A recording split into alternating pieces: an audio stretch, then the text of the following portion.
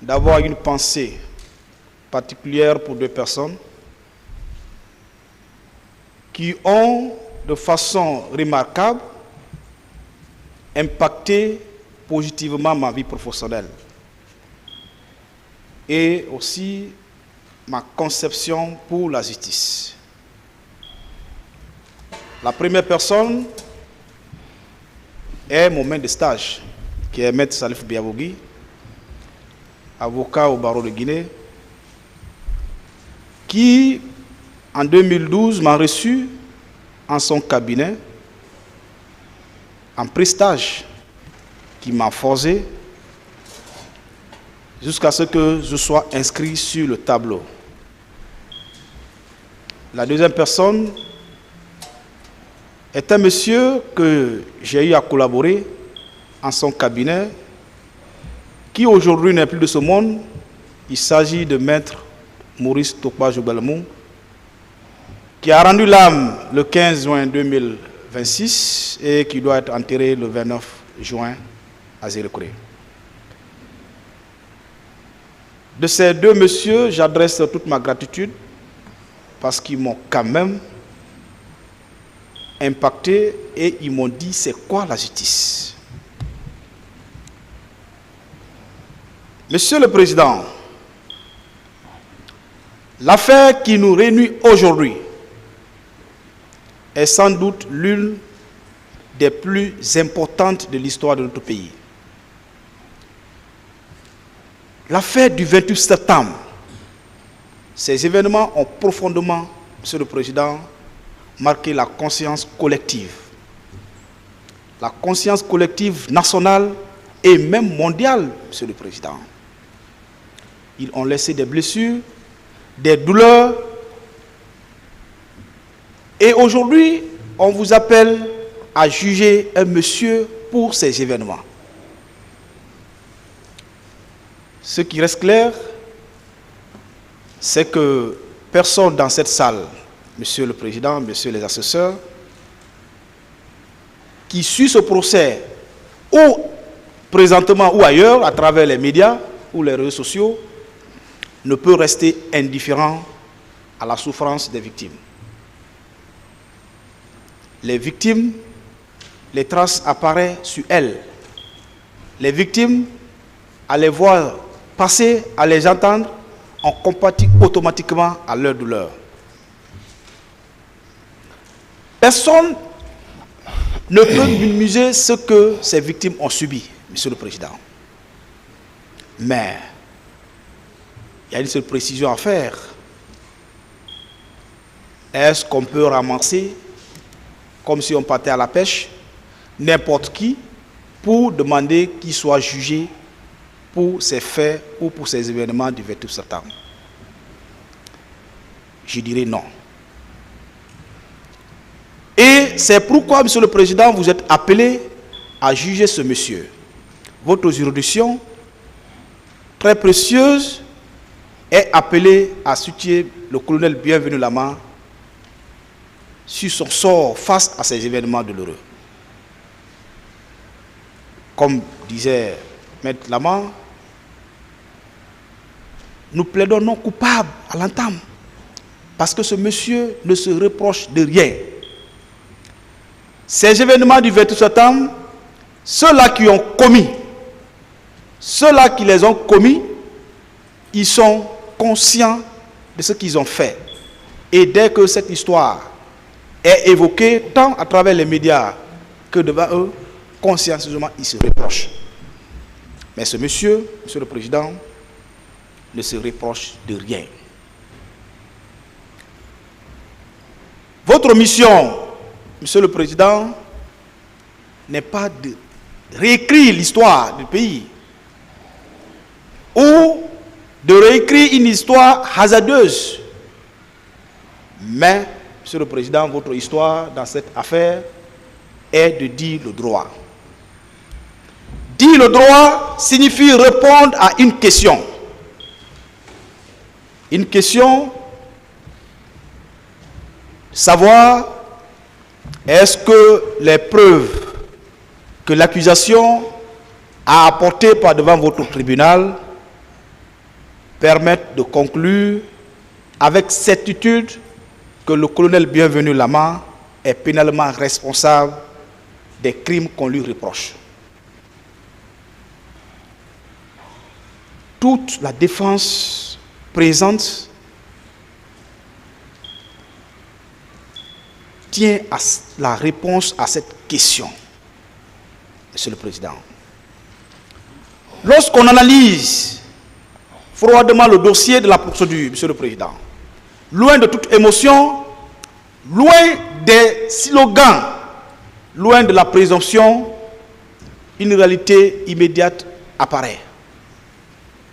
Le dossier ne contient en aucun cas une preuve directe ou indirecte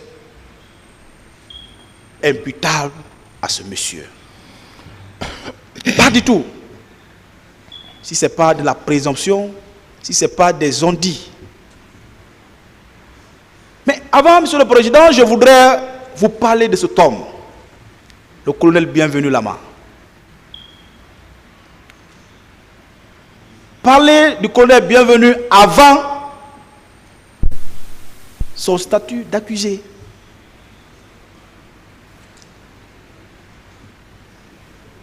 Derrière, Monsieur le Président, les qualifications que le parquet et les parties civiles sont en train de lui coller, derrière les procès-verbaux, derrière ces années de procédure, derrière ces propos vexatoires, humiliants, rabaissants qu'on prononce à son encontre, vous avez en face de vous un humain que j'ai personnellement connu quand il était à Mamou, Monsieur le Président. Il ne se rappelle pas, j'essaie de le rappeler, c'est qu'il ne va pas se rappeler, mais quand il était à Mamou, à l'occasion des élections législatives en 2020, j'étais appelé à aller défendre des concitoyens. Je suis arrivé à Mamou à 2 h du matin.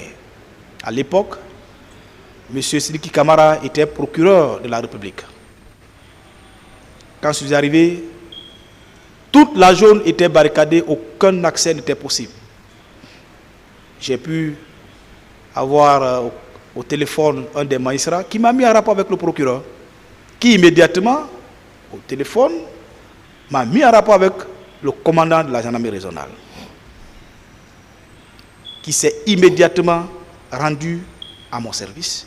Il est venu au barrage, il m'a escorté lui-même jusqu'à ma résidence. Nous avons tenu audience à ce lieu à des heures tardives, jusqu'à même 2 h, 3 h du matin. Le procureur peut se rappeler.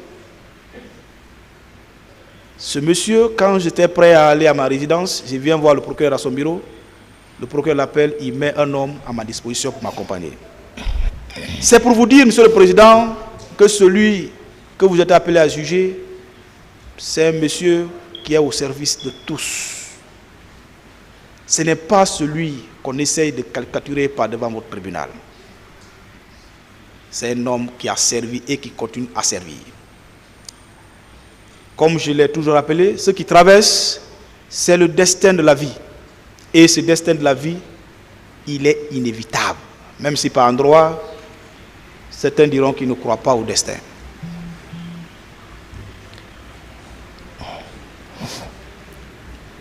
Monsieur le Président, cet officier supérieur de l'armée, qui a consacré toute sa vie à la formation et à l'instruction,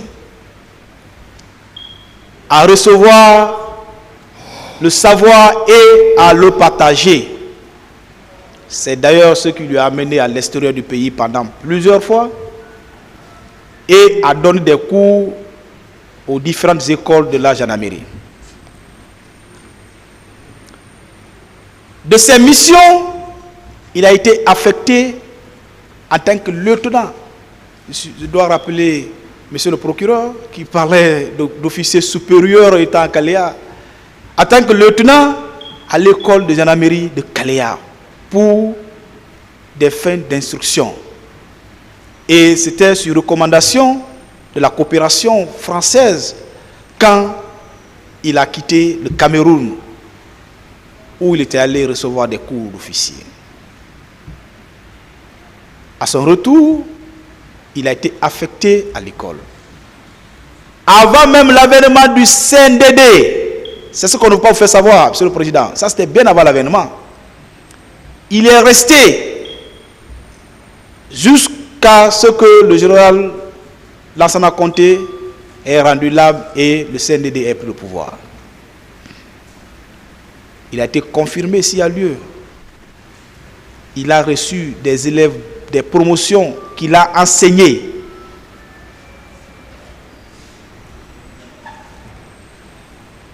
Il avait un directeur général, un directeur du centre, le colonel Saliou, qui était là, qui est resté jusqu'à, bien qu'il a été affecté à d'autres fonctions secondaires, mais il était toujours en pension, Monsieur le Président. Le colonel Bienvenu, il n'était pas un dirigeant de premier plan, ni de second plan du centre d'instruction de Kaléa. Il était un instructeur. On est en train, l'accusation est en train de le coller une qualité qu'il n'a jamais eue. Pourtant, le dossier lui-même le démontre. Le général Tal, Monsieur le Président, on a fait le huis clos, mais on est obligé de parler de ce qui s'était passé pendant le huis clos. Et le tribunal doit nous permettre la répétition que nous allons procéder. La répétition, c'est le maître, s'il y a lieu, de la compréhension. Ça permet de comprendre, Monsieur le Président. Le général Tal, en tant qu'instructeur, nommé au même moment, à travers le même acte que le colonel Bienvenu Lama à l'époque, lui, il était à Symphonia. Il vous a également déclaré là que le colonel Bienvenu était instructeur au même titre que moi et que dans l'armée, particulièrement à la gendarmerie, aucune nomination ne peut se dérouler sans acte officiel. Sa déposition nous a plus édifié, Monsieur le Président, sur ce point relatif au commandement du centre de Kaléa et sur la nomination des directeurs. Il vous a dit là que l'annexe collée à son courrier réponse, qu'il ne l'a pas signé. Ce qui veut dire que, quelque part, quelqu'un lui avait imposé. C'est le mot. On lui avait imposé. Et à l'une de mes questions, je me rappelle, est-ce qu'il avait la possibilité de refuser de signer le courrier qu'on lui avait demandé de signer? Il a dit, par devoir moral, des généraux en face, je ne pouvais qu'émettre mes observations. Ce qui veut dire émettre ses observations, mais il ne pouvait pas contester ou refuser de signer ce document. Vous avez ordonné sa comparution, il est venu, vous l'avez écouté, et son audition ou sa comparution avait été capitale et elle est pour la procédure.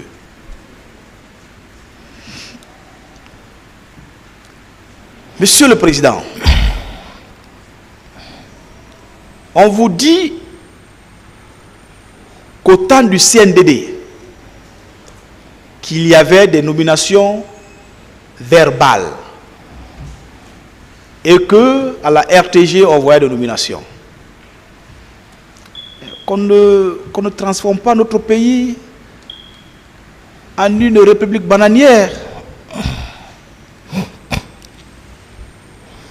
Même si il y a eu des nominations verbales, je crois, à la télé, chose que je n'ai jamais assisté d'ailleurs, mais le général Tal vous a dit là qu'après, cette nomination est régularisée par un acte officiel. Mais quel est l'acte que l'accusation a apporté par devant vous et qui laisse entendre que le colonel Bienvenu Lama était directeur du centre de Kaléa. Malheureusement, ce acte n'existe pas. Monsieur le Président, il faut rappeler un principe fondamental. Nous sommes devant un tribunal légalement constitué. Nous ne sommes pas devant un tribunal d'opinion publique. Nous ne sommes pas devant un tribunal politique. Nous sommes devant une juridiction criminelle constituée dont les missions sont déterminées par le Code de procédure pénale et d'autres lois annexes, Monsieur le Président. Dans une juridiction criminelle, les condamnations ne se reposent pas sur les émotions. Pas du tout, Monsieur le Président. Nous avons vu les parties civiles. Elles sont venues démontrer leur douleur. On compatit à leur douleur. Mais est-ce que c'est sur la base de ces douleurs, de ces émotions, que vous allez entrer en condamnation sans qu'il y ait une seule preuve conformément aux dispositions des articles ou de l'article 497 débattu pour que cet accusé soit confondu? Il n'y a pas eu. Vous devez statuer en vous basant sur des éléments de preuve.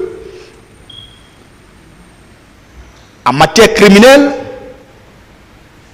en matière de coups et blessures, de meurtre, je ne sais pas de quoi, l'accusation a l'obligation d'apporter les preuves. Ce n'est pas comme en matière de délits économiques, où on peut demander aux poursuivis de prouver, de justifier ses revenus. Ici, il revient à l'accusation de dire voilà là qui a nommé le colonel Bienvenu. Voilà les ordres qu'il a donnés. Mais malheureusement, depuis l'entame de ce procès, à part les dires du Toumba, que d'ailleurs je regrette son décès, parce qu'il devait être là pour être confondu, à part les dires de Soumaro, qui est un autre type frustré, qui n'a pas eu sa part de gâteau, après la répartition ou la coupure de gâteau qui a eu lieu après juillet 2024, est venu devant votre tribunal pour demander à ce qu'il soit reçu en tant que partie civile. Chose que le confrère Pépé Antoine a détaillé devant votre tribunal, Monsieur le Président. Le ministère public, dans sa démonstration qui a eu lieu là, il nous a retenus pendant des heures sans pour autant démontrer la culpabilité du colonel, si ce n'est pas rappeler les jurisprudences internationales. Monsieur le Président, on laisse place aux jurisprudences lorsque la loi est muette. C'est ça le principe. Lorsque la loi n'a rien prévu, on dit qu'est-ce que la jurisprudence dit. Mais dans ce présent dossier, on ne vous dira pas que la loi n'a rien prévu. Le code pénal a prévu tout. Parce que même les statuts de Rome, que l'accusation fait allusion, a été internalisé par notre code pénal. Donc ça veut dire que notre législateur, tellement qu'il a été bon, il a été bien, il a tout prévu. Donc on n'a pas besoin d'aller ramasser des jurisprudences à l'international pour venir les produire. On n'a pas besoin. Même nos jurisprudences internes pouvaient d'ailleurs permettre.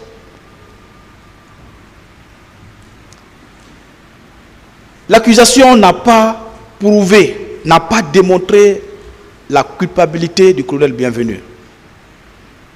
Ce qui veut dire que le doute continue à persister. Le doute continue à persister autour de la participation du colonel Bienvenu à ces événements douloureux. Et puisque vous le savez, lorsque le doute persiste, existe, si c'est un juge d'instruction, il procède au renvoi, mais vous, c'est l'acquittement. C'est l'acquittement pur et simple, Monsieur le Président. Ce doute, lorsqu'il persiste dans une procédure, la loi vous dit, vous devez libérer. Ce n'est pas une faveur qu'on vous demande. C'est un principe fondamental. C'est un principe. Le parquet, quand il doute, il poursuit. Mais vous, en tant que tribunal, quand vous doutez, vous acquittez purement et simplement, Monsieur le Président. Je voudrais aborder un cas, une déclaration des fameux témoins. Mamadi Soumaro, relativement à la présence du colonel au stade. Monsieur le Président, durant tout le temps de passage des parties civiles devant votre bar, il n'a été démontré par qui que ce soit que le colonel Bienvenu a été aperçu au stade ou à ses alentours. Aucune photo, aucune partie civile, rien du tout. Et je vais être un peu plus précis, un peu plus tard, relativement à une des parties civiles que j'ai vu l'audition. Je vais l'exploiter, Monsieur le Président, même si il n'a pas été entendu, même si il ne vit plus, mais son audition est dans le dossier de la procédure.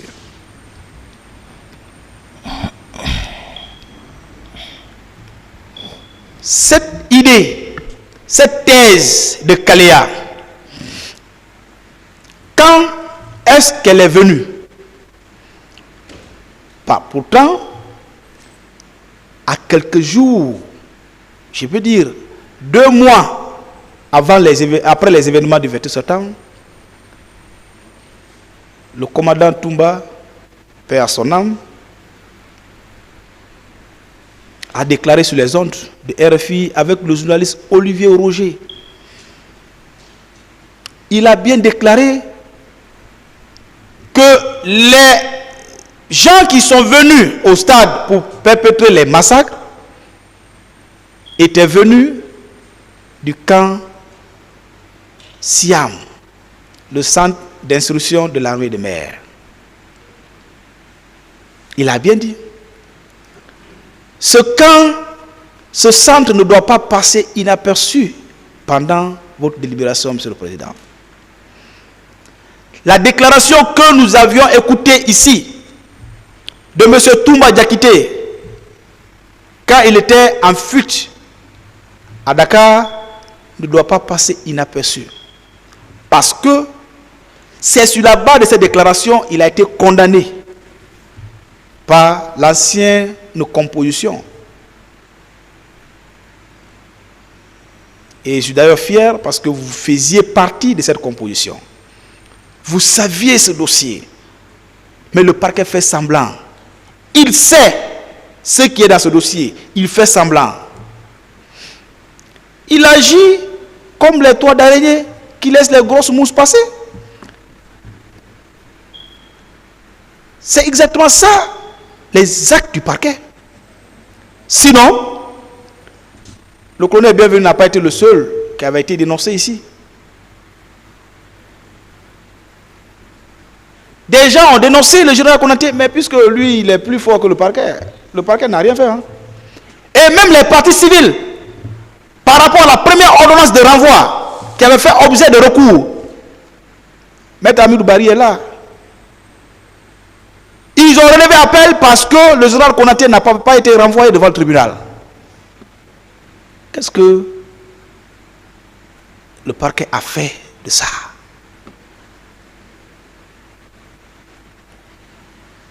Les chefs état-major des armées, qu'est-ce que le parquet a fait de ça? Parce que simplement, il faut agir de façon subjective. Parce que simplement, il faut jeter le filet dans la mare ramasser les petits poissons. Devant votre tribunal, vous n'allez pas laisser, Monsieur le Président. SIAM, le centre d'instruction de l'armée de mer. Monsieur le Président, c'est dans ce centre qu'il y avait les éléments de Abakar Sidiki Diakité dit Toumba. C'est dans ce centre qu'il y avait le nommé Soumaro, si il prouve qu'il est militaire, parce qu'il n'a jamais prouvé ici.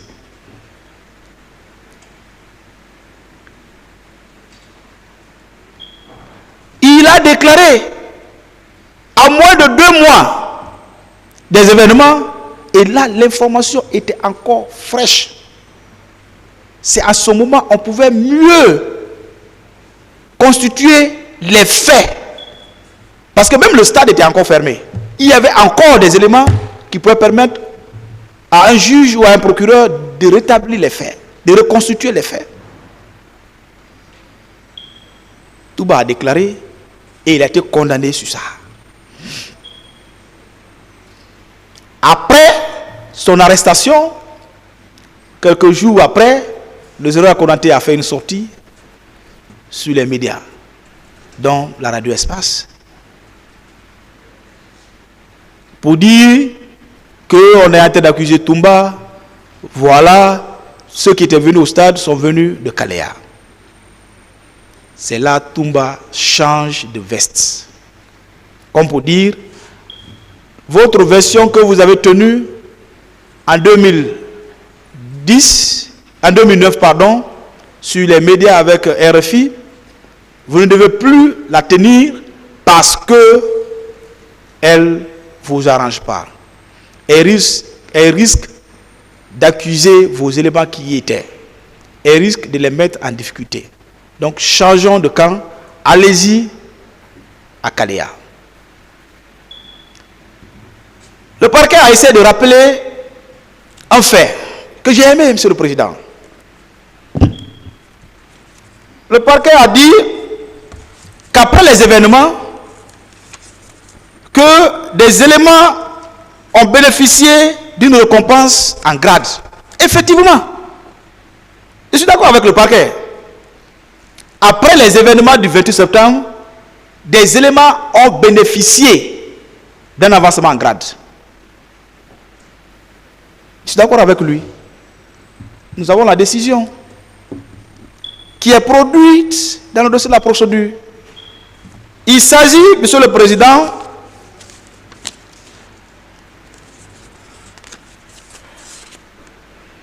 de la décision numéro 277 PRG MDN EMGA EMAT 2010 portant affectation des caporaux du centre d'instruction d'infanterie de Mafraya Siam.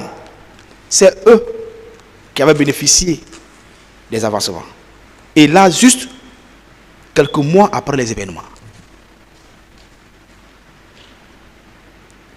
À l'époque, au centre, il y avait plus de 300 personnes. Il y avait 390 personnes à l'époque. Mais pour aider les autres, parce qu'ils ont participé à une mission, ainsi a lieu une mission d'intérêt personnel, le général Noukcham, à l'époque chef état-major de l'armée de terre, a pris une décision pour gratifier un certain nombre d'éléments de ce centre. C'est pourquoi je dis que je suis d'accord avec le parquet. S'il parle de récompense, s'il parle de gratification, ce sont ces gens qui ont été gratifiés à travers ces décisions, Monsieur le Président.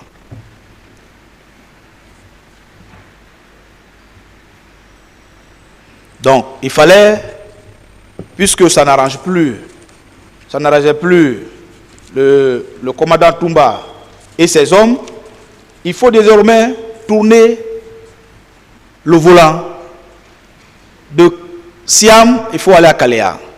Parce qu'à Kaléa, on dira, non, le colonel Bienvenu Lama y était. Monsieur le Président, Kaléa n'est pas un centre où le colonel était pour enseigner de tels massacres. Non. Kalea est un lieu de formation. Et un lieu de formation ne suffit pas pour établir une responsabilité criminelle. Kalea est un centre d'enseignement des élèves gendarmes, un espace d'encadrement, un lieu où des personnes étaient instruites, entraînées, organisées selon une discipline militaire bien donnée. Et M. Bienvenu n'était pas le seul instructeur, ils étaient nombreux. Mais c'est lui seul qui est en face de son destin. C'est lui seul qui est en face de votre tribunal. Je suis convaincu que pendant votre seconde délibération, vous allez lui restituer ce qu'il est en train de perdre. Vous allez lui restituer l'honneur que le parquet veut l'arracher, Monsieur le Président.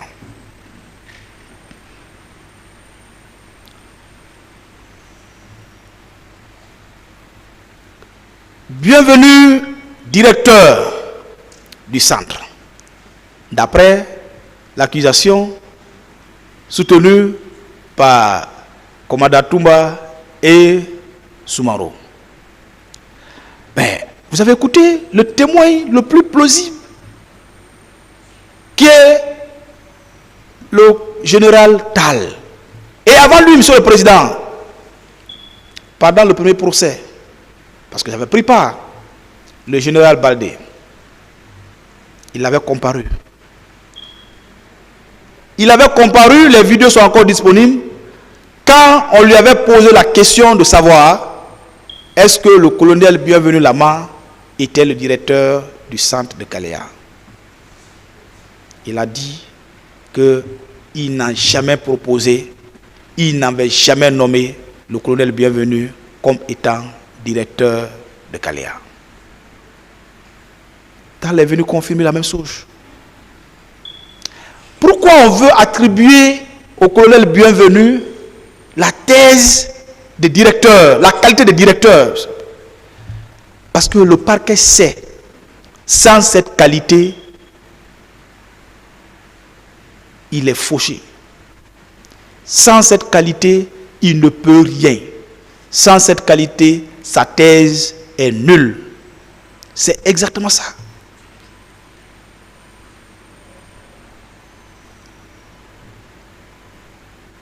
Il a été nommé comme procureur de la République. Il y a le décret. Moi, j'ai le décret de sa nomination. De toute façon, une nomination, que ce soit un poste de conseiller, de bureau de conseiller, de quartier, s'il y a lieu, de conseil de quartier, il y a toujours un acte, Monsieur le Président. En plus forte raison, un poste stratégique comme directeur d'un centre aussi stratégique que Kalea, qui est un centre d'instruction. Je crois que c'est le deuxième centre d'instruction de la gendarmerie après celui de Sonfonia. On peut nommer n'importe qui là-bas. Quand bien même le général Tal a été nommé, nous avons suivi tous son décret de nomination. Quand il a été nommé là, on a vu à la télévision nationale la passation de charge. Est-ce que le parquet vous a envoyé un procès verbal de passation de charge? Si ce n'est pas les oui-dits de Soumaro. Soumaro n'est pas un témoin crédible, Monsieur le Président. Soumaro qui a perdu 2 fois sa maman. Est-ce que lui c'est un témoin crédible? Pendant son audition, il dit fils de feu et de feu. Ça veut dire que sa maman n'existait plus. Pour sa comparution devant votre tribunal, le parquet vient solliciter le renvoi de pas 2 fois parce que Soumaro aurait perdu sa maman. Je lui ai posé la question, j'ai dit mais vous avez combien de mamans? Non, la première maman que j'ai déclarée là, c'est ma maman adoptive. Celle qui est décédée là, c'est ma véritable maman. Mais il ne faut pas qu'ils prennent des gens pour des dupes. Un témoin fabriqué du fait du parquet.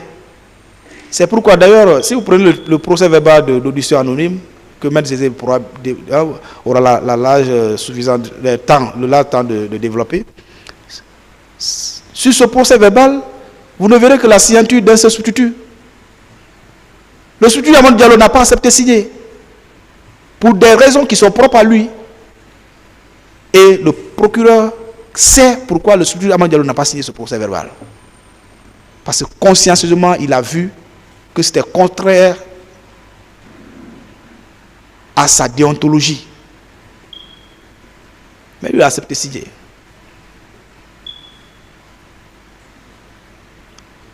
En tout état de cause, la question de morale, c'est quand la personne elle-même apprécie. Ce procès verbal, il a été déclaré nul. Nous allons le démontrer tout à l'heure, Monsieur le Président.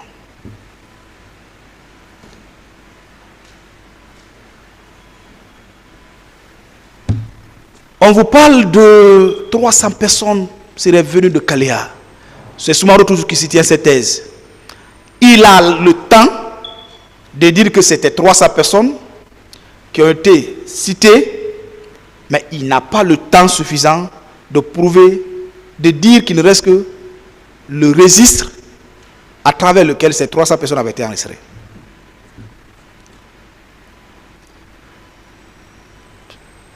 Et le général Tal est venu dire qu'il n'y a aucun registre. Qu'il n'y avait aucun registre. Est-ce que le registre existait et qu'on essaie de dissimuler? Ou que le registre n'a jamais existé? Monsieur le Président, c'est des questions que vous serez appelé à répondre lorsque vous serez dans votre secret de délibération. Mais ce qui est clair, c'est que d'un côté, on parle de Siam, de l'autre côté, on parle de Kaléa. Et tous ces éléments sont dans le dossier de la procédure. Il vous revient, Monsieur le Président, en tant qu'arbitre de la défense, entre la défense, le parquet et les parties civiles, de trancher de ce qui est effectif, Monsieur le Président.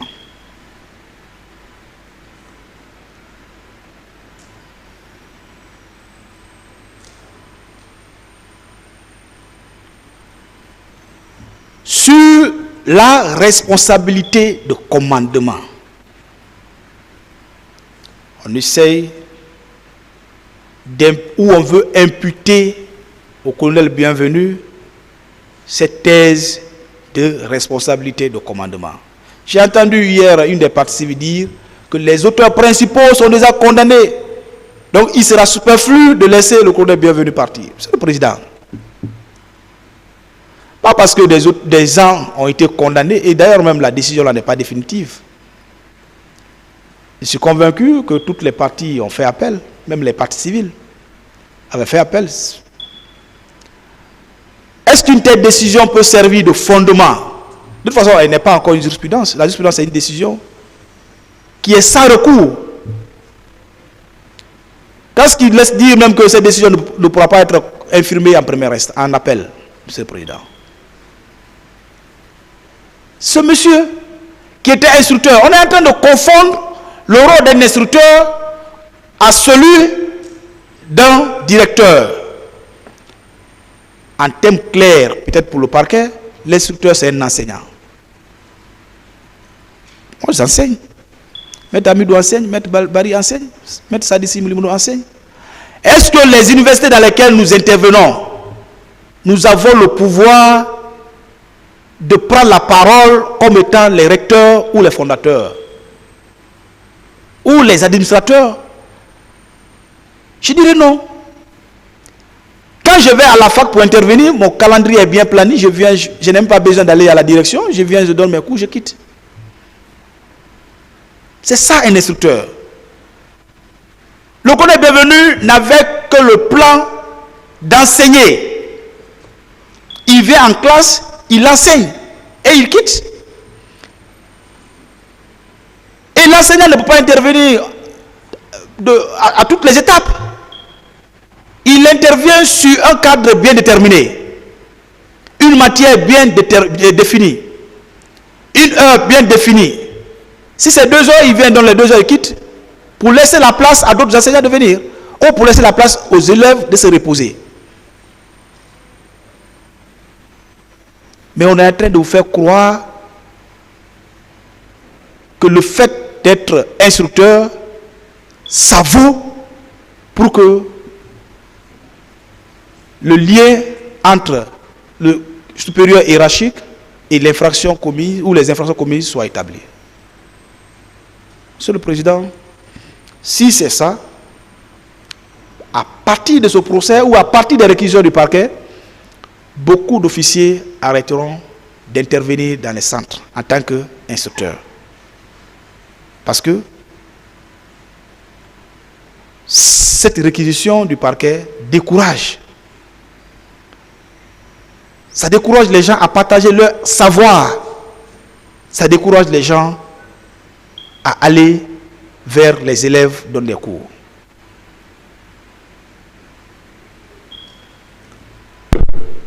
Est-ce que le fait pour une personne d'être présente dans un centre vaut sa participation à un événement aussi tragique que celui du 27 septembre, Monsieur le Président? Le qu'on est bienvenu vous a dit qu'il était au centre, effectivement. Il préparait l'arrivée d'une autre promotion des élèves gendarmes qui devaient recevoir les cours. Est-ce que lui, il était magicien, pour prédire que le 28 septembre, il allait avoir tel événement, donc je dois quitter le centre? Est-ce qu'il était magicien pour dire qu'en 2026, on va m'accuser sur ma présence d'être au centre? Et surtout, il y avait un acte officiel qui lui avait envoyé en tant qu'instructeur. Monsieur le Président, il ne faut pas admettre de telles thèses de la part du parquet. Parce que c'est une thèse qui est fondée sur le sable. C'est une thèse infondée, Monsieur le Président.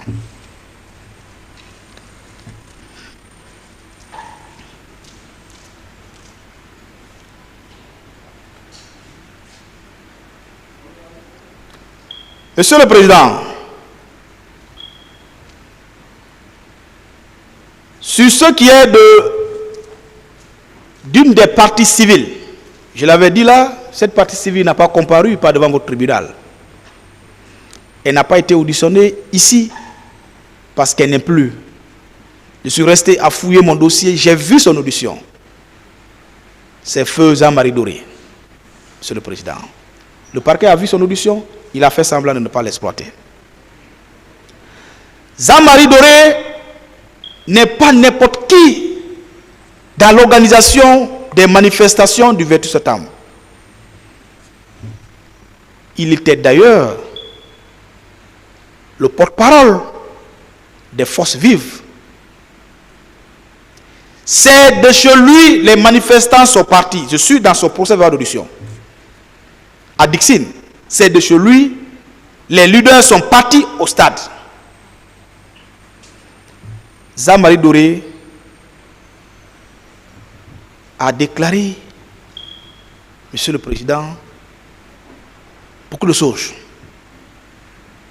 Vous aurez le temps d'apprécier son audition, c'est dans le dossier. Parmi les nombreuses dépositions, ou le temps de déposition de M. Jean-Marie Doré, des parties ont été relevées, que je vous ferai la lecture, Monsieur le Président. Parce que Jean-Marie Doré n'est pas un militaire, il n'est pas un gendarme, il n'était pas aussi un membre du CNDD. Comme je l'ai dit, il était le porte-parole des forces vives, un opposant de plus.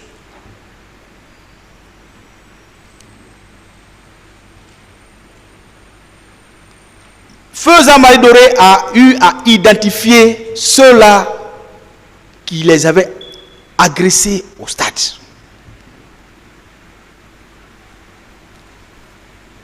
Et l'une des premières règles, Monsieur le Président, en matière pénale, par rapport à la preuve, c'est l'identification des supposés auteurs. Jean-Marie, il a dit que ceux-là qui m'ont agressé, qui nous ont agressés, étaient des animaux. Et il n'a jamais arrêté de déclarer, parce que même moi, quand j'étais à l'université là, j'écoutais souvent la radio Espace, il a déclaré plusieurs fois sur les antennes de la radio Espace. Et il a dit pendant sa déposition, Monsieur le Président, pendant son audition. Et il a également identifié le commandant Toumba, Marcel Glavogui, Thieboro et tant d'autres militaires. Pour finir, il a apprécié des actes qui ont été posés par le général Badé et son adjoint, le colonel Sebalam. C'est dans son audition. Lui, il était au bain des manifestations. Il a dit qu'il y avait des bérets rouges et des animaux, que ces gens parlaient en créole. Monsieur le Président, il n'a pas dit qu'il a identifié le colonel Bienvenu. Il n'a pas dit qu'il a vu le colonel Bienvenu, l'administrateur des coups. Il n'a pas dit qu'il a vu le colonel Bienvenu arrêter des gens. Il a bien dit les noms. Et les noms de ceux qui ne connaissaient pas, il a des animaux. Sinon, il a cité Marcel, il a cité Toumba, il a cité Teboro. Et quand ils sont venus au haut commandement, il a cité le général Badé et son adjoint. En ce qui est de leur prise en charge médicale, Monsieur le Président. L'accusation veut laisser cette audition. Il n'a jamais fait cas d'ailleurs. Il n'a jamais fait cas de l'audition de Jean Maïdoré pendant tout le long de ces procès. Bon, peut-être parce que Jean Maïdoré n'est plus, alors que son audition est dans le dossier. Mais si on essaie de faire un trait par rapport à ces animaux, Monsieur le Président, qui avaient envahi Massanta à l'époque quand le général Konaté y était en tant que commandant du camp, comment il s'était retiré? C'est à travers sa négociation. Monsieur le Président, c'est ce que l'accusation ne veut pas. C'est pourquoi j'ai dit, elle agit comme une toile d'araignée qui veut laisser les grosses mousses passer et ramasser les petites. C'est simplement ça.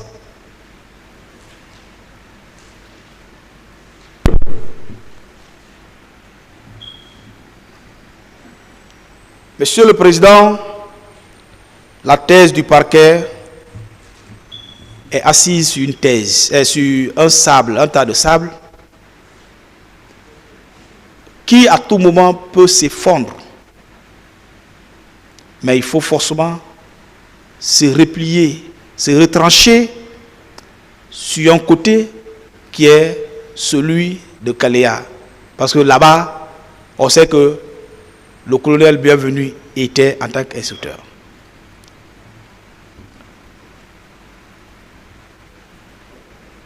Monsieur le Président, sur un autre aspect, la déclaration de Toumba qu'on veut coller, qu'on veut prendre comme élément de preuve pour juger le colonel Bienvenu Lama.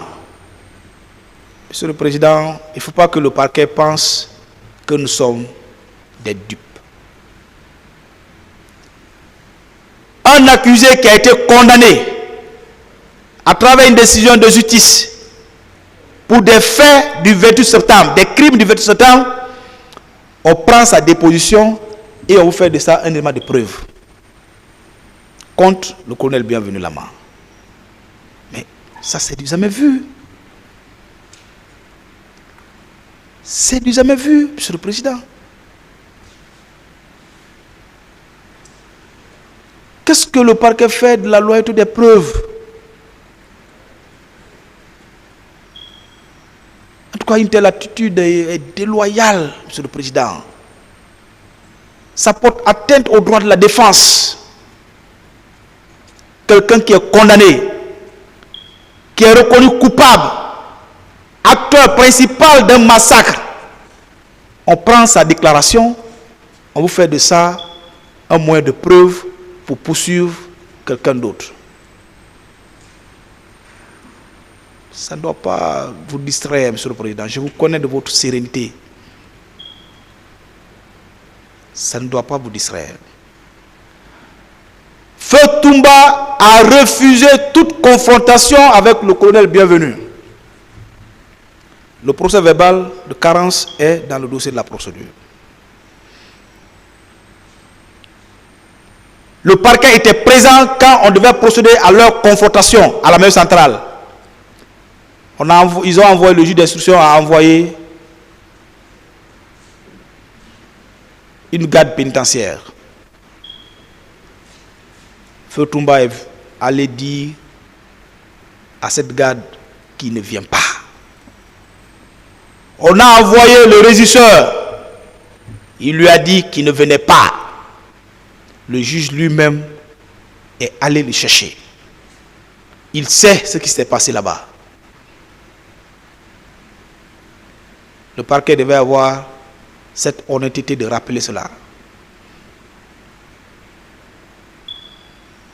Maître Pépé Antoine vous a dit là ce qui s'est passé. Il est revenu. Il a posé la question au colonel Bienvenu. Mon colonel Toumba a refusé. Qu'est-ce qu'on fait? Si Toumba refuse, est-ce que c'est Toumba qui a amené le colonel Bienvenu en prison? C'est vous, le juge d'instruction. Vous lui posez la question, qu'est-ce qu'on fait? Et c'est vous le juge. Vous avez la possibilité de faire comparaître de par la force un témoin.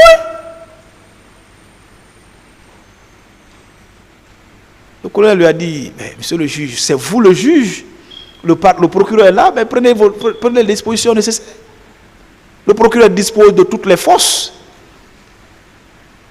Il a dit d'accord, je vais aller à mon cabinet, on verra qu'est-ce qu'on va décider.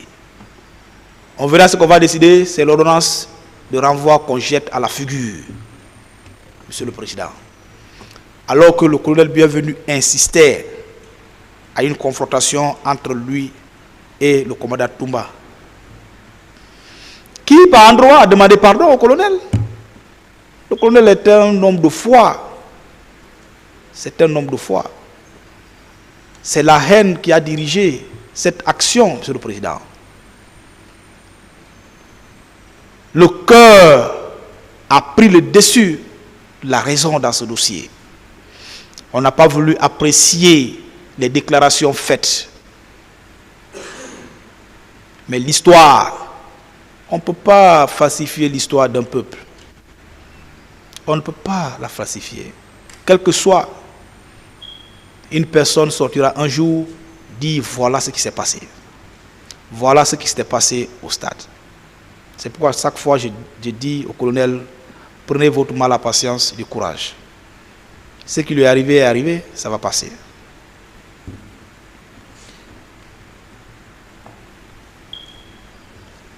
Le jugement du 31 juillet 2024, ce jugement a retenu la responsabilité pénale et personnelle de Toumba.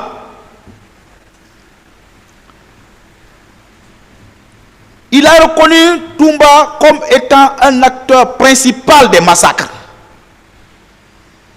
et non pas un témoin. Et non pas un témoin. Les deux qualités ne peuvent pas figurer dans une procédure. Parce que les gens on est en train de penser que cette présente procédure est différente de celle qui a été jugée. Ce n'est pas différent. C'est le même RP, monsieur le président. C'est le même RP. C'est le même dossier.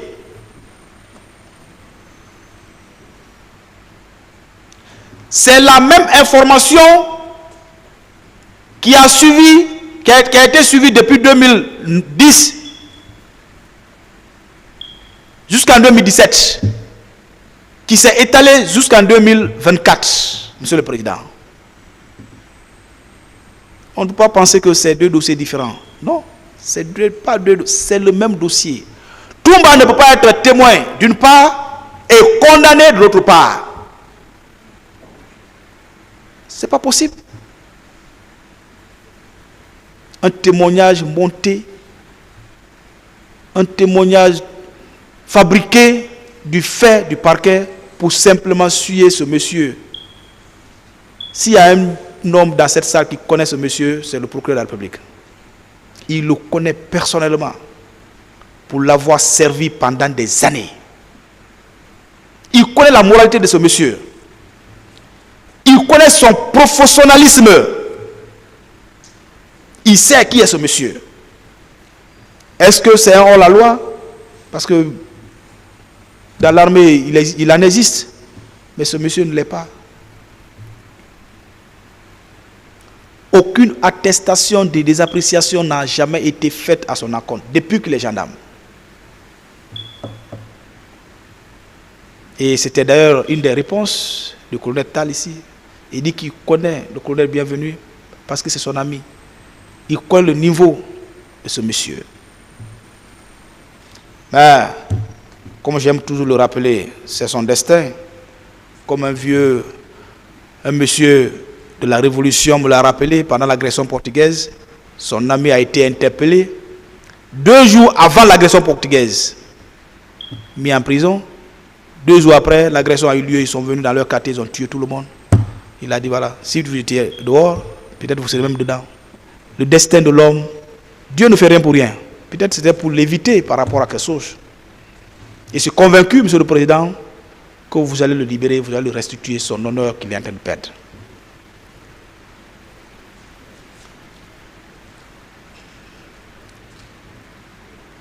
Aujourd'hui, on veut faire de Toumba une source d'accusation. C'est ce que le parquet veut faire. Une source d'accusation. Mais, par rapport à une information relayée sur les médias 2 mois après un événement, et une autre information relayée soit 15 ans presque après, laquelle des deux on doit s'en tenir, Monsieur le Président? Toumba a fait des déclarations 2 mois après les événements. Il est venu faire également d'autres presque 15 ans après. Mais, Monsieur le Président, le parquet aurait dû être plus lucide s'il y a lieu dans l'appréciation des preuves. Dire que Toumba, d'abord, au-delà du fait qu'il a été condamné, ne peut pas servir de base pour la poursuite contre ce monsieur. Ça n'allait rien coûter au parquet de demander l'acquittement du colonel Bienvenu. Ça n'a rien le coûté. Et un grand parquet, c'est le parquet là qui est élégant, qui connaît ses torts et présente les excuses. J'en connais beaucoup. Il aurait dû le faire. Le colonel Bienvenu, c'est un homme de foi. Si le parquet avait fait, le colonel n'allait même pas agir. Il allait accorder son pardon, l'accorder ses excuses. Mais puisque l'élégance manque, on essaie d'aller au-delà. Monsieur le Président, un autre aspect également est à évoquer. Le non-lieu que le colonel Bienvenu avait bénéficié en 2017. Je suis convaincu que les juges d'instruction, le pouls des juges d'instruction qui avaient pris cette ordonnance en 2017, en voyant ce monsieur, ou en voyant encore sa décision mise en cause par le parquet, je suis convaincu, ce pouls est en train de dire, mais qu'est-ce que je viens de vivre?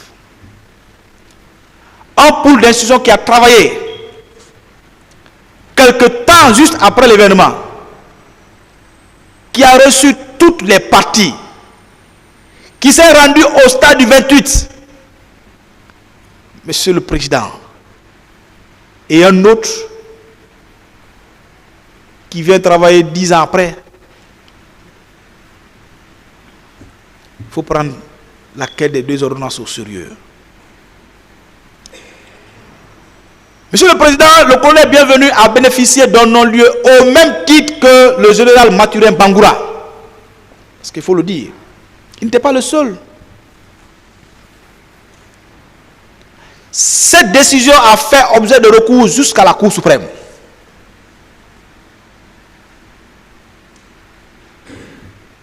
Sur la base des éléments aussi lésés que les déclarations mensongères de commandant Toumba, on procède à ce qu'on appelle reprise de l'information pour charge nouvelle. Mais qu'on aurait dû faire pour les deux qui ont bénéficié du non-lieu, si en tout cas le parquet était conséquent. Je ne demande pas que le général Mathurin soit poursuivi, je ne le demande pas. Mais si le parquet était conséquent, il y a eu 2 personnes qui ont bénéficié du non-lieu, il aurait dû étaler cela sur l'autre. Mais il ne l'a pas fait.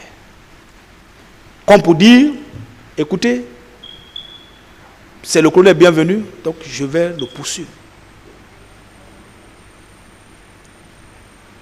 Et il demande que vous le condamniez sur la base des déclarations de M. Toumba Diakité. Parce que c'est à l'issue de son passage que cette vague d'arrestation a été opérée.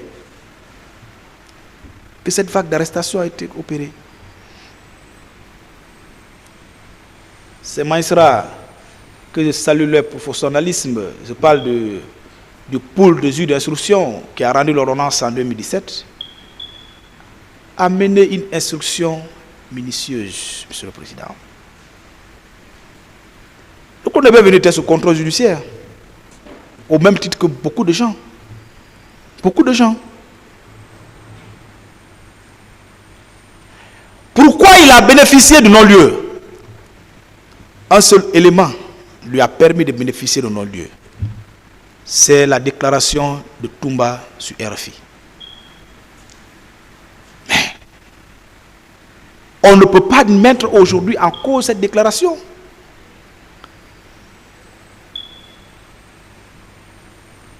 Il n'était pas à Siam comme instructeur, il était à Kalia.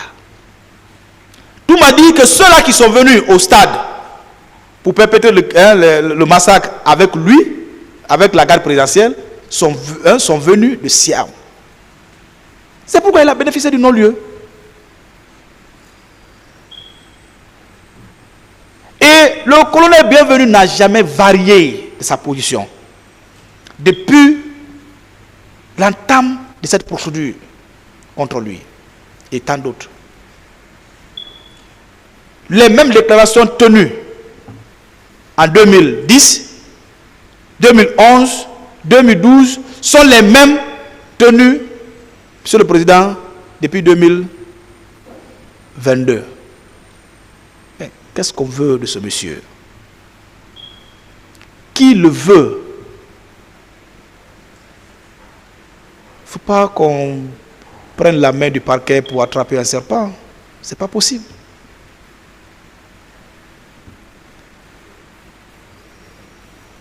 Monsieur le Président, cette ordonnance,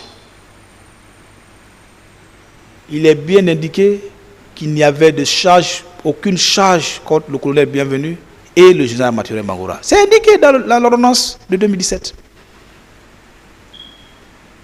Et les mêmes motivations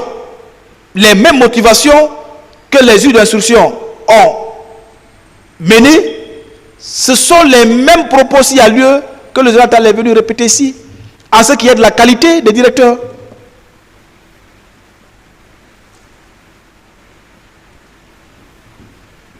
Qu'on essaye de nous dire effectivement qu'est-ce qu'on veut de ce monsieur. Je suis convaincu, Monsieur le Président, il n'y a aucun élément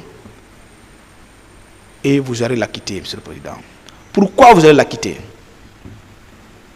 Parce que, au terme d'un procès aussi juste que celui que vous menez, Monsieur le Président, une vérité juridique doit s'imposer. L'acquittement du colonel bienvenu n'est pas une faveur dans ce dossier. L'accusation a été incapable du début jusqu'à la fin. Ce n'est pas une indulgence que nous sollicitons, ce n'est pas un geste de clémence que nous sollicitons, c'est parce que l'unique décision conformément à la loi, conformément au droit qui doit être rendu par votre juridiction, est l'acquittement du colonel Bienvenu Lama. Les dispositions des articles 865, 868 et 869 du Code de procédure pénale, Monsieur le Président, interdit de condamner quelqu'un sur la base des déclarations tenues par un témoin condamné. Et surtout, un témoin condamné pour les mêmes faits. Pour les mêmes faits.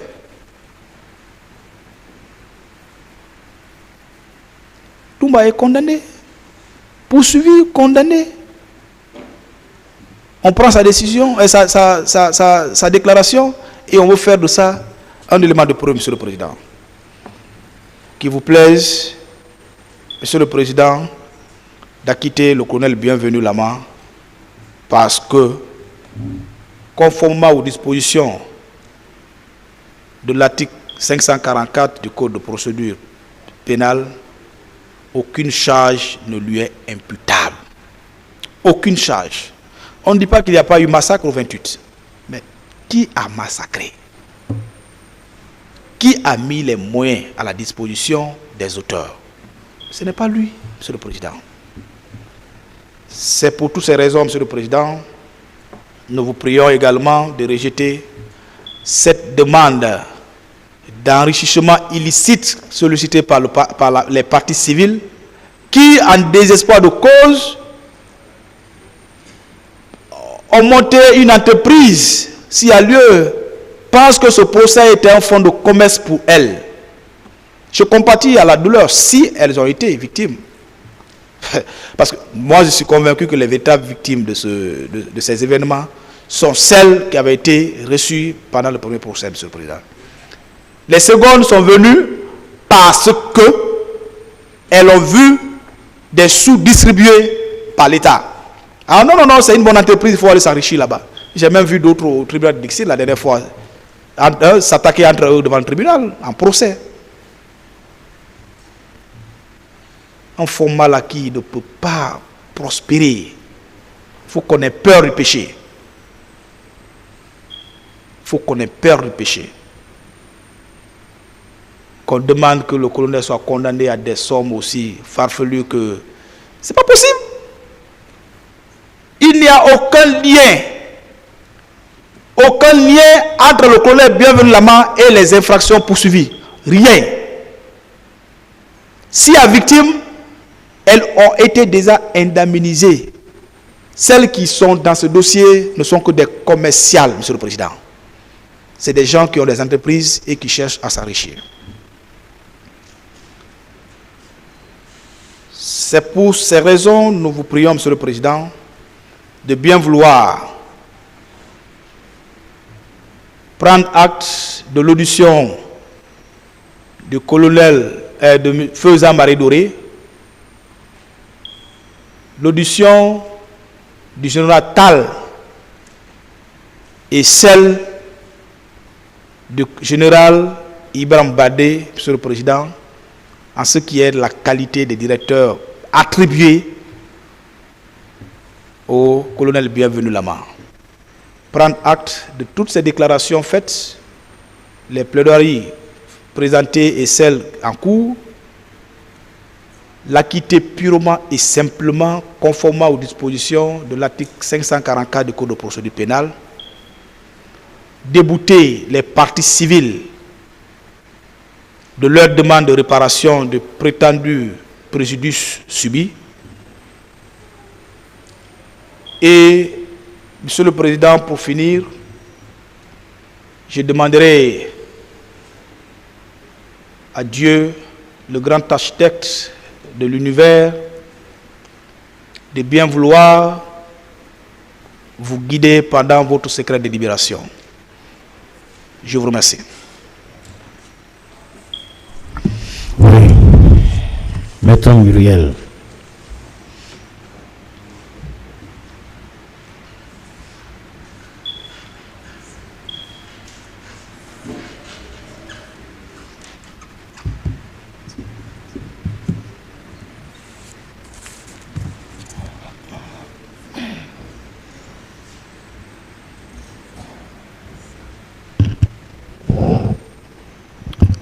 Merci, Monsieur le Président.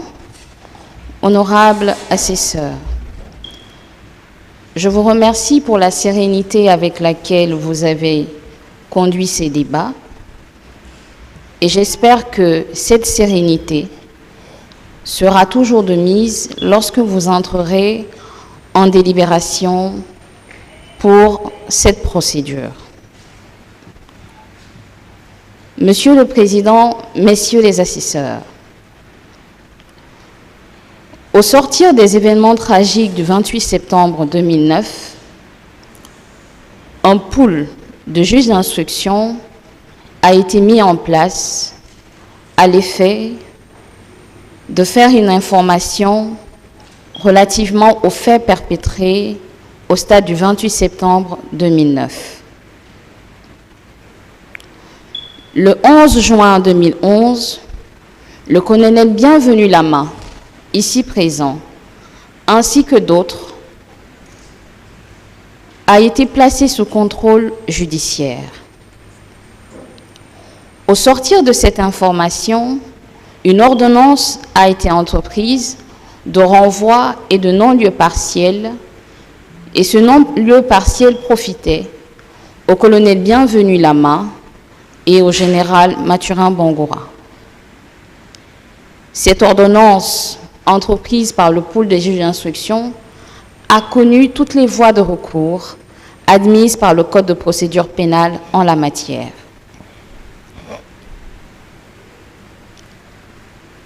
Après que cette ordonnance ait connu toutes les voies de recours,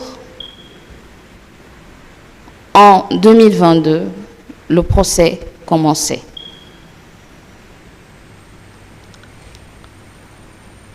Et au cours de cette procédure, qui était pendante devant la première composition, plus précisément en juin, le colonel Bienvenu Lama a été convoqué par le doyen des juges d'instruction du tribunal de première instance de Dixine pour reprise de l'information pour charge nouvelle. Une bagatelle de procédure a été entreprise à l'effet de pouvoir décrédibiliser les actes sur lesquels cette information avait été rouverte. Fort malheureusement, une ordonnance de renvoi devant ce tribunal est intervenue et nous voici devant vous, Monsieur le Président, honorable assesseur. Aujourd'hui,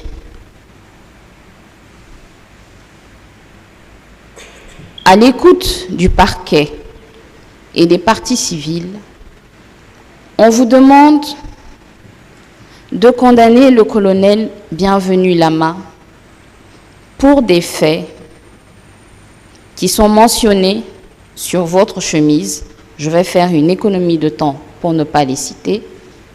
Et au-delà de ça, on vient soulever une question de requalification des faits en crime contre l'humanité, en mettant en mouvement la responsabilité du chef militaire. Monsieur le Président, honorable assesseur, cet homme qui comparaît par devant vous aujourd'hui est un homme avec une carrière brillantissime, un homme qui a servi la nation avec droiture, professionnalisme et éthique. Par décision en date du 27 juin 2008, numéro 156, signé par le général de brigade alors Jacques Touré, il a été envoyé en qualité d'instructeur à l'École nationale de la gendarmerie de Kalia, comme le général de brigade Agibou Mokhtar Tall, qui a comparu par devant vous ici, qui fut affecté par la même décision en qualité d'instructeur à l'école de gendarmerie de Sonfonia. Cet homme qui est assis ici a eu plusieurs postes. Nous avons commandant de région de Mamou, il a été directeur de stage. Et même à l'avènement du CNRD en 2021, des fonctions civiles lui furent confiées, plus précisément celle de préfet de Mamou. Après cela, il a bénéficié d'un décret du président de la République qui le nommait commandant de région de la gendarmerie de Conakry. C'est au moment où il occupait ces fonctions qu'il a été inculpé par le doyen des juges d'instruction. Cependant, l'homme que l'on juge aujourd'hui comme étant l'artisan de crimes contre l'humanité, a-t-on prouvé à cette barre qu'il a, à un moment donné ou à un autre, eu à exercer des fonctions de chef militaire, plus précisément celle du directeur du centre de Kaléa. Aujourd'hui, on veut retirer à un homme qui a servi ce pays avec amour toute la dignité qu'il avait. Monsieur le Président, Messieurs les assesseurs, il est indispensable, dans la présente procédure, de se poser des questions qui sont les suivantes. Le parquet, ainsi que la partie civile, ont-elles pu rapporter des éléments probants qui mettent en avant la culpabilité, la responsabilité du colonel Bienvenu Lama face aux faits qui sont allégués contre sa personne? On prétend ici que le colonel Bienvenu Lama était le directeur du centre de Kaléa en 2009. Mais aucun élément justificatif ne vous a été rapporté.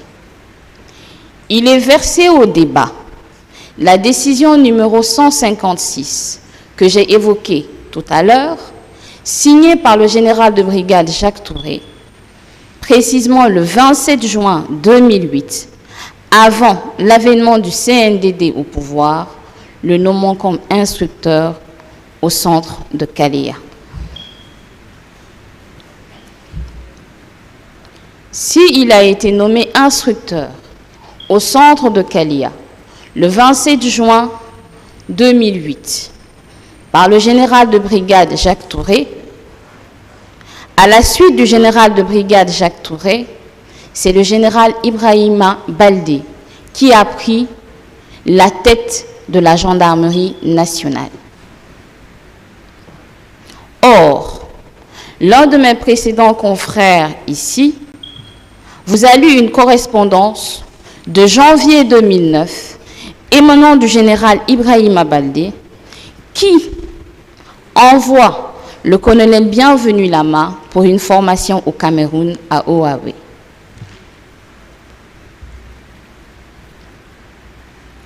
Nous sommes des procéduriers.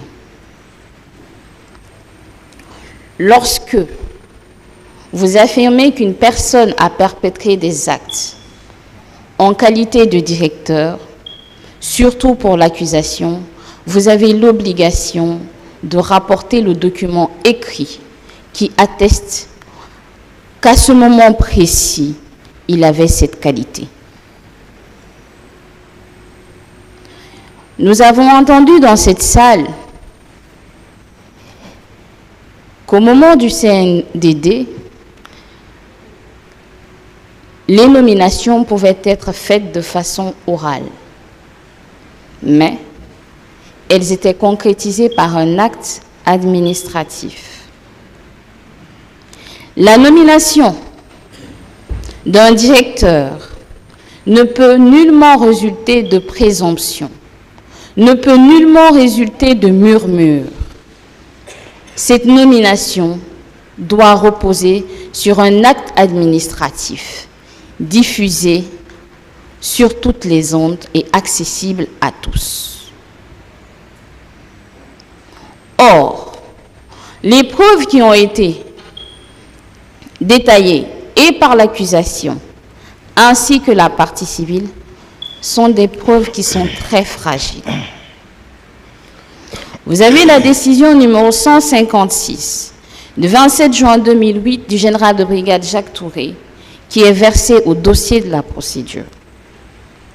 En 2011, il a été nommé commandant de groupement de Mamon. Cet acte est également versé au dossier de la procédure.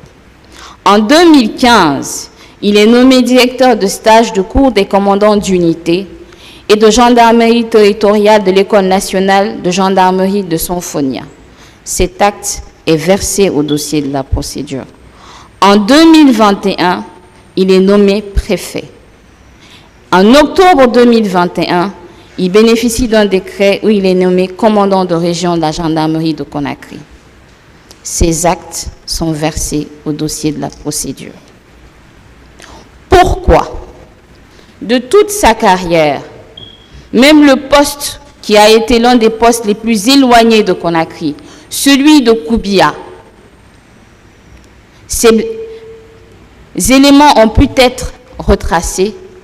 Pourquoi l'acte qui le désigne comme directeur du centre n'a pas été rapporté par le parquet ni par la partie civile? Il s'y est de préciser qu'au cours de la procédure d'instruction, le parquet du tribunal de première instance de Dixine a adressé un courrier au directeur de centre de Kaléa, qui à l'époque était le général Agui Boutal, pour lui demander les registres et la chronologie des directeurs qui se sont succédés au camp de Kaléa. Par courrier-réponse, en date du 24 novembre 2022, le général de brigade a fait savoir qu'après revue de toutes les archives de ce centre, aucun registre tel indiqué n'a été trouvé et qu'il ne peut pas retracer la liste des directeurs qui se sont succédés à Kaléa à cette époque. Cependant, avec élégance, il a bien voulu nous joindre son procès verbal de passation, ainsi que la décision qui le nommait à ce poste en qualité de directeur du centre de Kaléa. Mais la curiosité réside au fait qu'un tableau qui aurait été pris par le cabinet du chef d'État, major de la gendarmerie, a été adjoint à la dite correspondance. Et pour cette correspondance, le général Agui Boutal a été clair. Il a refusé qu'on lui impute la responsabilité de cette correspondance au motif qu'il n'a pas participé à son élaboration.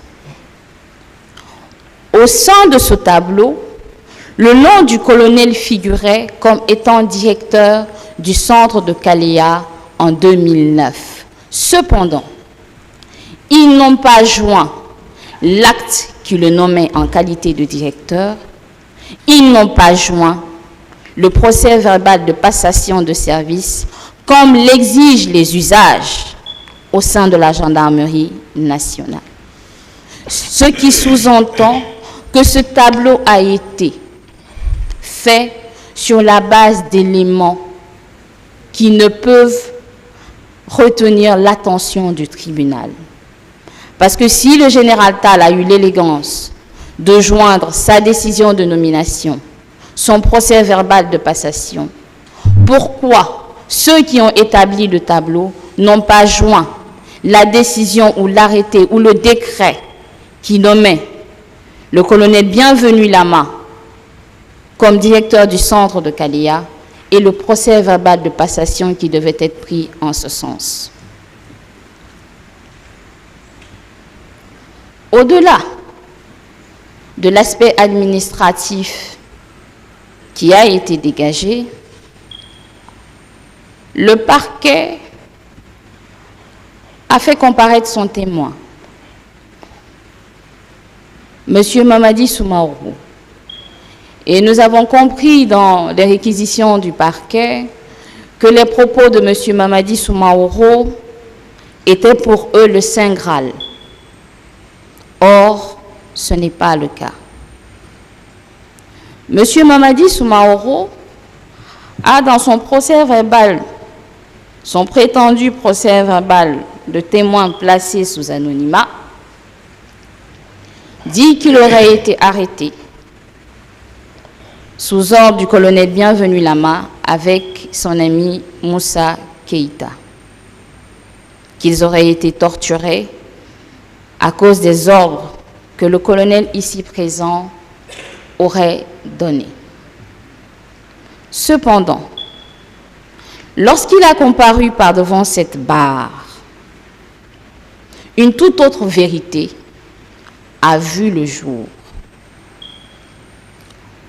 Monsieur Mamadi Soumaoro est un témoin qui a été radié des effectifs de l'armée, est un témoin qui a un passif pénal à son actif et est un témoin qui ne dit que des contre-vérités.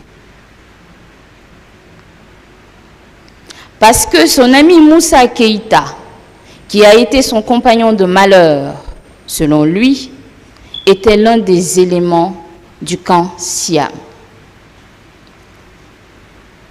Il a dit dans son dans son procès verbal, que près de 300 personnes seraient venues de Kalea. Cependant, Monsieur le Président, honorable assesseur, les propos tenus par M. Mamadi Soumaoro vont de pair avec celles de feu Aboubakar Sidiki Diakité, dit Toumba, lorsqu'il se défendait par devant cette barre. C'est comme si deux personnes ayant les mêmes pensées ont décidé de se concerter pour dire la même chose. Son compagnon avec lequel il aurait été prétendument arrêté, mon confrère ici a lu l'arrêté d'incorporation, faisait partie des 26 éléments désignés à Siam pour faire partie du régiment commando. Et les personnes qui ont signé ces actes sont, à l'époque, l'aide de camp du président, lieutenant Aboubakar Diakité, l'officier de garnison, sous-lieutenant Yassine Badde, l'adjudant-chef de bataillon, sous-lieutenant Ibrahima Sanou. C'est ce même Moussa Keïta qui aurait été arrêté avec M.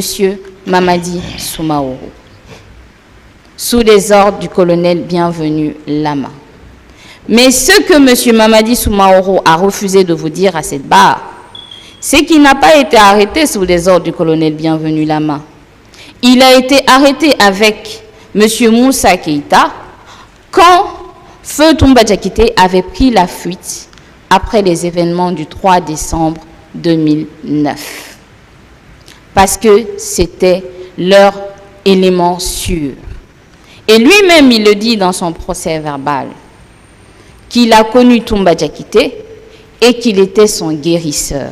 Donc la promiscuité entre ces deux ne peuvent pas vous permettre de prendre en compte les allégations de M. Mamadi Soumaoro, parce qu'il était un élément sûr de M. Toumba Diakité. Premier élément. Le deuxième élément, des soldats de deuxième classe ont été incorporés. Cet arrêté d'incorporation date du 21 mai 2009, signé par le commandant David Haba, directeur du cabinet au moment des faits. Sur cette liste de militaires incorporés, vous avez le nom de M. Moussa Keïta, avec le numéro matricule 38805G, qui a également été incorporé pour le régime des commandos. Monsieur le Président, honorables assesseurs, à Siam, il y avait 390 personnes qui étaient restées pour parfaire leur formation. Elles y étaient entrées en février 2009, incorporées en mai 2009. Donc, ces militaires qui étaient restés à Siam pour parfaire leur formation, à la date du 28 septembre 2009, avaient toutes les aptitudes nécessaires pour se faire passer pour des personnes infiltrées et pour aller perpétrer des exactions au stade du 28 septembre 2009. Et mieux, les personnes qui sont restées à Siam étaient la chasse gardée de feu Aboubakar Sidiki Diakité, dit Toumba. Le parquet, dans ses réquisitions, tente vainement d'occulter l'interview que M. Aboubakar Sidiki Diakité a fait au chaud de l'action, quelques mois après les événements, alors qu'il était en fuite. Dans cette interview, il l'a dit clairement, 250 éléments sont venus de Siam. Et ces 250 éléments qui sont venus de Siam étaient des éléments que lui, il maîtrisait, sur lesquels il avait le joug, parce qu'il y avait 26 éléments parmi ces éléments qui étaient à Siam qu'il avait incorporés dans le régiment de commando. Sa signature est portée sur l'acte. Voici ce qu'on refuse de dire dans cette affaire. On a transposé, on a déplacé le débat pour protéger d'autres personnes. Les différents éléments sont versés au dossier de la procédure. Tous les actes sur lesquels nous fondons notre défense sont versés au dossier de la procédure. Nous allons revenir à M. Mamadi Soumaoro. Il vous souviendra que dans cette même salle, il a voulu quitter la qualité de témoin en qualité de partie civile. Vous avez fait un rappel à l'ordre et vous avez dit que juridiquement, cela n'était point faisable. Le fait de vouloir faire ce jeu de passe-passe juridique remet déjà en cause la crédibilité de son témoignage parce que cela sous-entend qu'il s'attendait, lorsqu'il passerait en qualité de partie civile, à des rétributions pécuniaires. Monsieur le Président, honorable assesseur,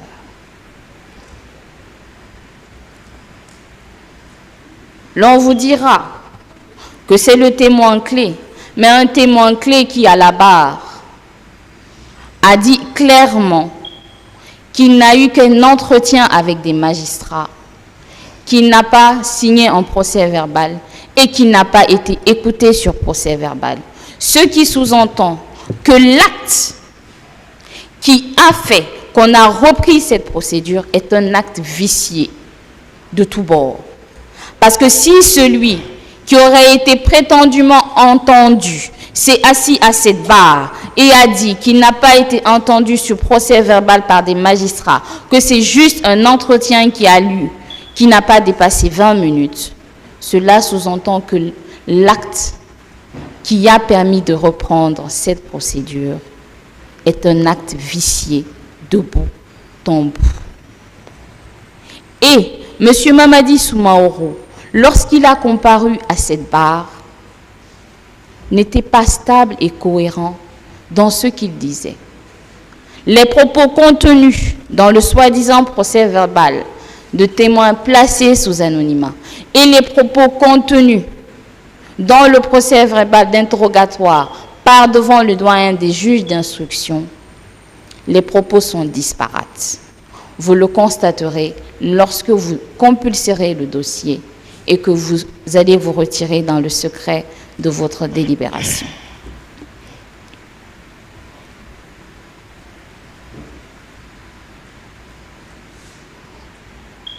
Le parquet nous a fait savoir que M. Mamadi Soumaoro est un élément phare de la procédure. Cependant, M. Mamadi Soumaoro a déposé plus de 10 ans après les événements. Il avait du mal à se souvenir de certaines parties de cette période, mais il se souvenait exactement d'autres. Cela sous-entend qu'il occultait de manière volontaire certaines réalités pour ne pas que le tribunal puisse avoir la clairvoyance nécessaire. Cela déjà met en branle la crédibilité de son témoignage. Il a un passif pénal, était l'un des éléments crédibles et homme de main de feu Toumba Diakité. Il a été arrêté après les événements du 3 décembre et il savait avec exactitude le nombre de personnes qui s'étaient rendues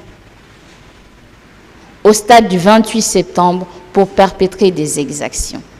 S'il n'était pas un homme de main de feu Toumba Diakité, ainsi que son ami Moussa Keïta, qui était incorporé au régiment des commandos, qui se tenait encore à Siam, comment aurait-il eu accès à ces informations?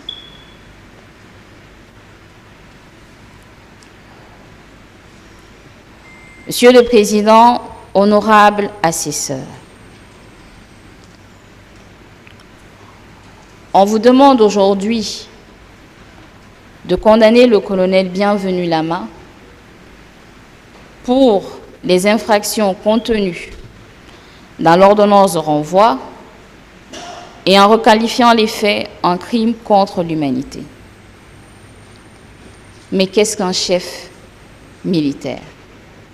Un chef militaire est une personne, un haut gradé de l'armée, dépositaire de la force, qui a sous sa coupole des subalternes à qui il peut donner des ordres.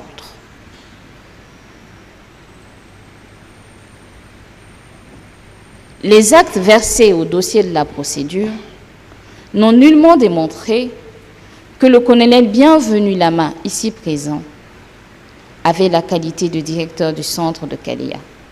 Il était un instructeur comme tant d'autres.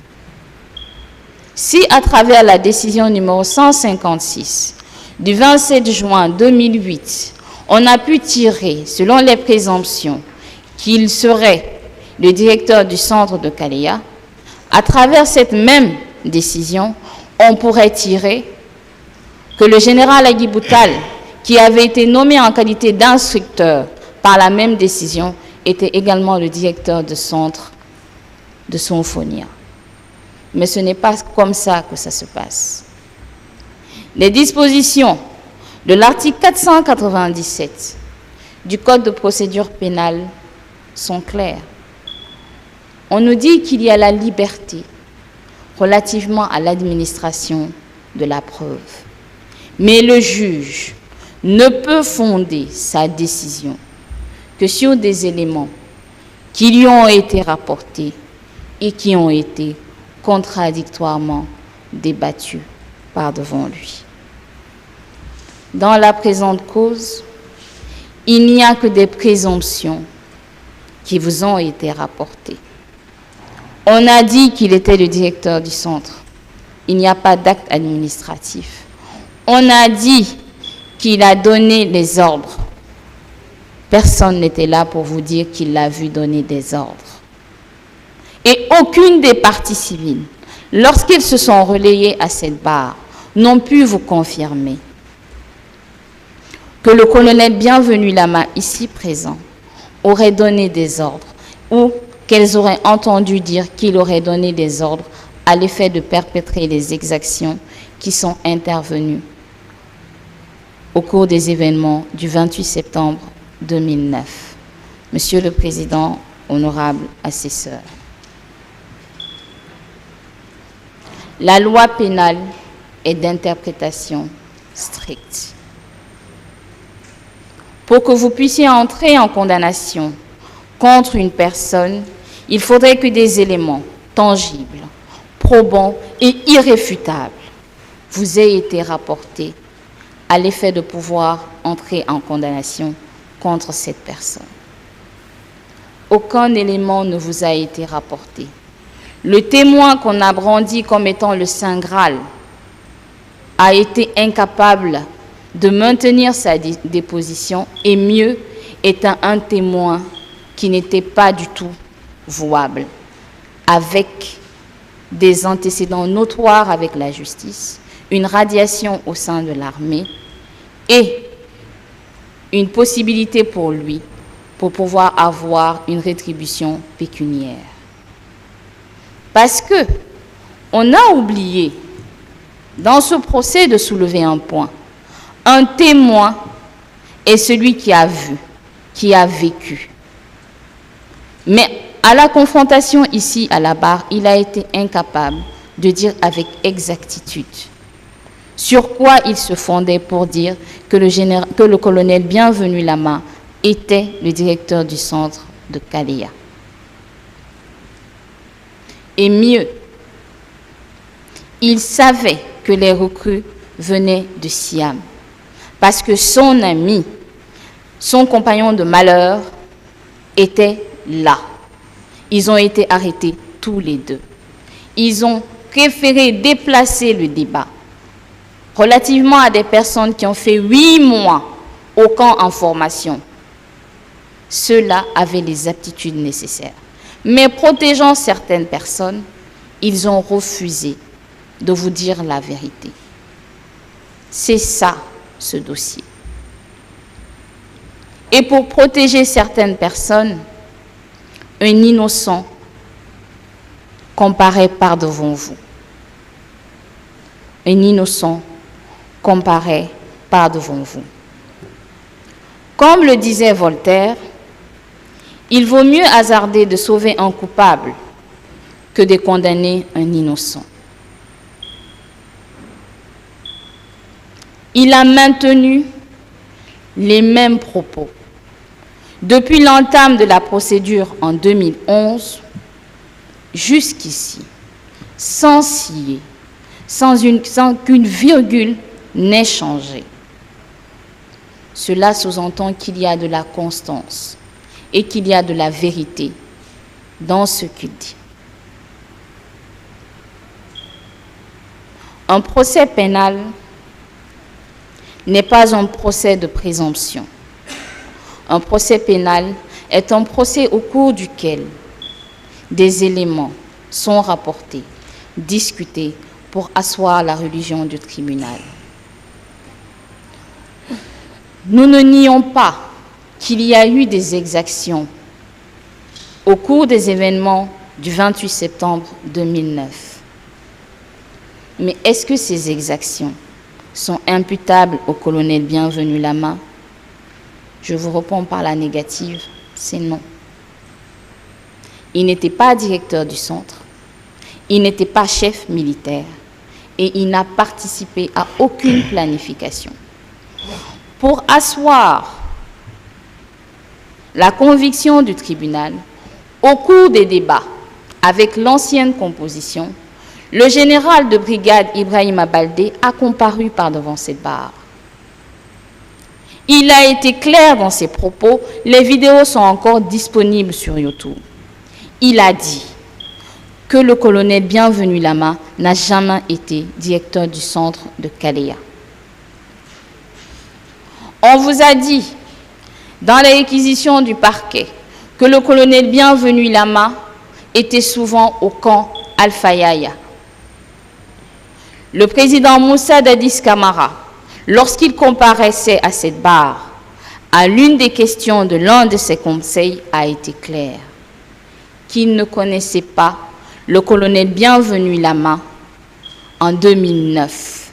Et mieux, ils se sont rencontrés lorsqu'ils se sont vus à la maison centrale, tous deux placés sous mandat de dépôt. Ce qui fait tomber complètement l'argumentaire du parquet et de la partie civile.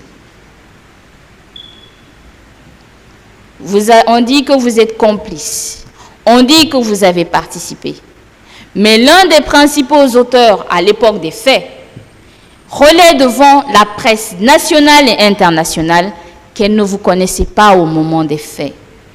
Comment y avez-vous participé, vu qu'il n'y a pas eu de concertation entre vous?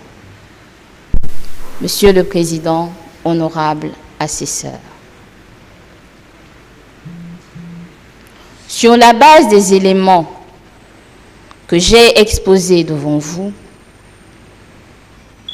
je voudrais que lorsque vous allez entrer en délibération, que vous vous souveniez de cette affirmation de Sénèque qui disait ceci: « Le bon juge condamne le crime sans haïr le criminel. »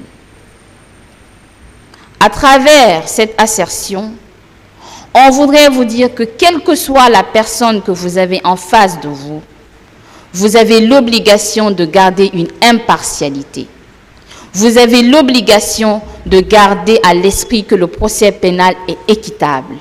Et vous avez l'obligation de garder à l'esprit que vous ne pouvez condamner une personne que sur des éléments probants qui ont été rapportés par devant vous. Monsieur le Président, honorable assesseur, on vous a dit ici que le juge fait partie de ceux qui garantissent l'ordre dans la société pour pouvoir permettre la cohésion entre les citoyens. Mais le juge aussi est celui qui, à travers ses décisions de justice, rééquilibre la balance qui, à un moment donné, peut peser du mauvais côté. Monsieur le Président, honorable assesseur, sur la base des éléments que j'ai développés devant vous, je vous prie de bien vouloir déclarer le colonel Bienvenu Lama non coupable des faits qui sont allégués contre sa personne et l'acquitter purement et simplement. Parce qu'aucun élément probant ne vous a été rapporté, et mieux, le témoin qui a été brandi comme le Saint Graal, comme la Coupe de la Champions League, n'a pas été à même d'asseoir votre conviction. Je vous remercie et j'ai dit.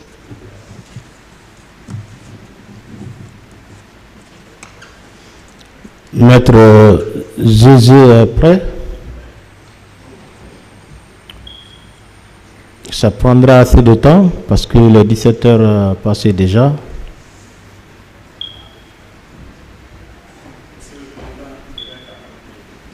Vous avez beaucoup à dire. Vous voulez plaider vraiment. Alors, dans ce cas, on va nous arrêter là aujourd'hui.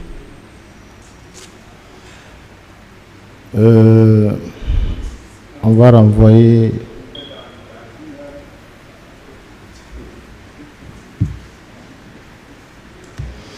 bon, de toutes les façons, de part et d'autre, peut-être qu'il y aura des répliques.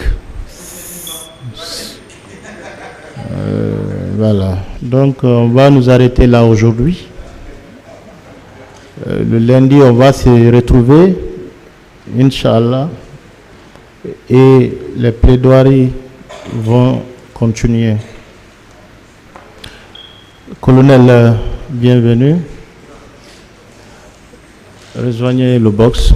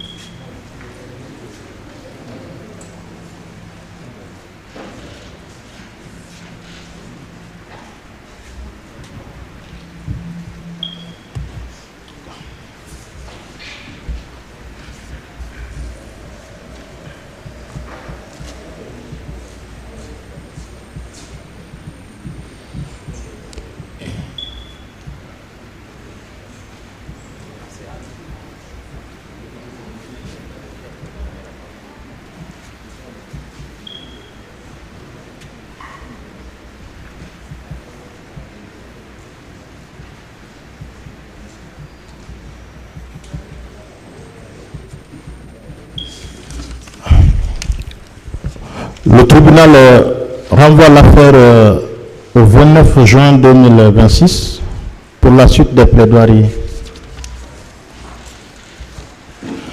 L'audience est levée.